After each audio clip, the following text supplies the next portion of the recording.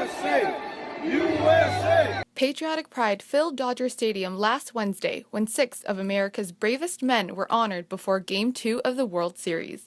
Among the group stood local Westlake resident Navy Captain Charlie Plumb. Plumb described the ceremony as a gratifying experience.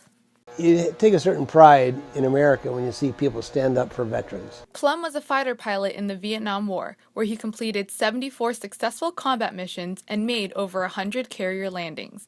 5 days before he was scheduled to return home, Plumb's plane was shot down and he was taken as a prisoner of war. Spent the next nearly 6 years in prison camps. 2,103 days of torture, isolation, and pain. We felt very guilty. We had not done our mission. Plumb was not released until the Vietnam War ended in 1973.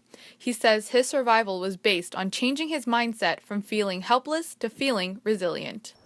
We are warriors here, and we have a purpose in being here, so let's get on with the game. We're going to pursue this war till our last dying breath. After the war ended, Plumb returned home to Kansas, where he was surprised at how many people felt inspired by his story. Suddenly I saw some value in the time that I had spent there.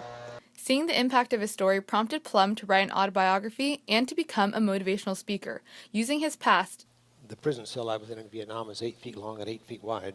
to teach people how to overcome the challenges of everyday life. What I'm suggesting to you that if you're going to be the best you can be, sometimes you have to take that risk. After 44 years of motivational speaking, Plumb has talked to over 5,000 audiences, ranging from high school teenagers to corporate investors. I'll run into people at an airport. Somebody will come up to me and say, I heard you 25 years ago in high school, and you really changed my life. And that to me is very gratifying. When he's not out traveling around the nation giving his speeches, Plumb enjoys spending time on the lake outside his home. NewsWaves 32, Kayiu Wong.